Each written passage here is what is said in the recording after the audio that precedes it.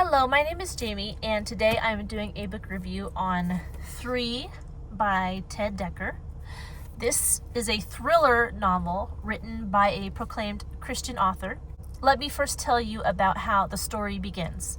The main character is a man named Kevin, and the book opens with him driving in his car, and he gets a phone call.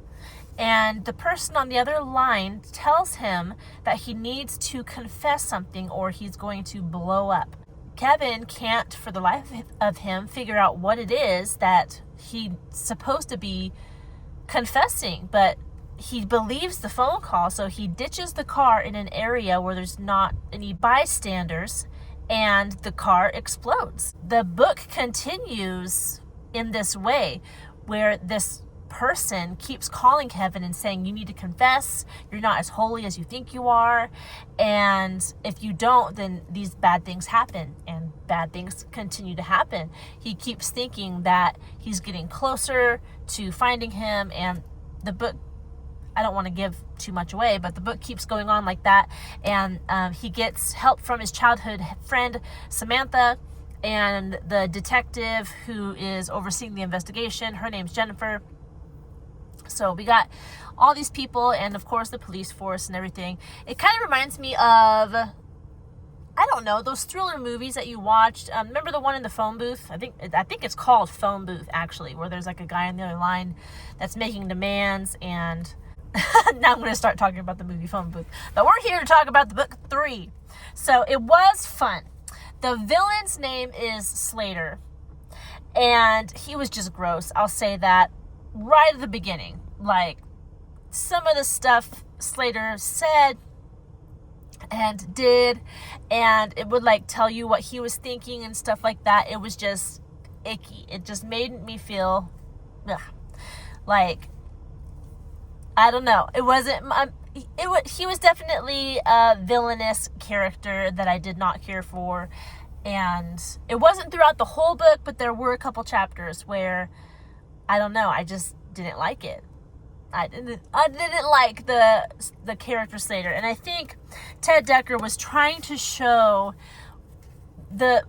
how depraved a person can become when their mind is not pursuing what is good, when they just give themselves over to the baser inclinations that human beings can have. And it was disturbing. It was quite, icky. I'm just icky. I didn't like how it felt reading those chapters. I read this with the book club, and some people in the book club agreed with me on just the character Slater in general was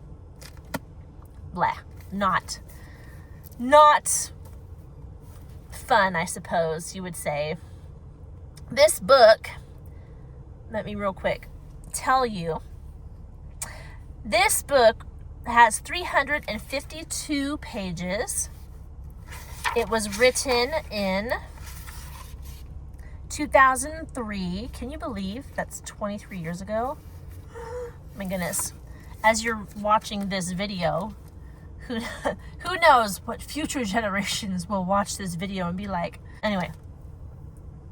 So 2003, this was published. It was a while ago already. As far as my opinions on the book, it wasn't my favorite. I will say that it was very exciting, and it's a mystery. So as your mind is trying to unravel what's going on, that was entertaining.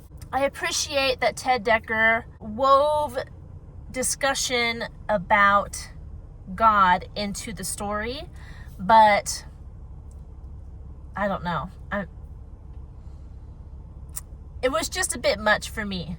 Knowing it was by a Christian author, some of the stuff that Slater did and said, I was like, I don't know. Personally, it was not my favorite book. It's not one I would readily recommend, just because of the disturbing sequences and stuff like that. I enjoy reading like Agatha Christie. It's more methodical and more from the point of view of Hercule Poirot instead of what's going on in the minds of the criminals. I don't want to know what's going on in the minds of the criminals, because it is depraved. They do not have God. And the Bible says they do it in the darkness because they don't want their deeds to see the light, and that those who are righteous don't even want to speak about what these people do in secret. So I don't know, you guys.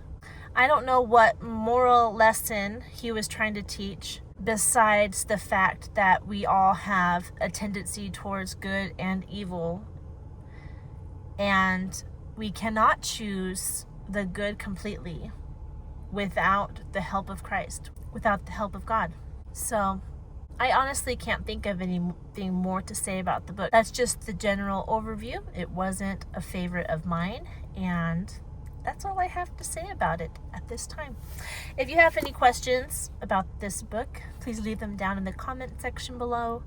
I'll do my best to answer them for you. And if you're interested in more content like this, don't forget to like this video, subscribe to this channel, and I'll talk to you in our next one. Goodbye.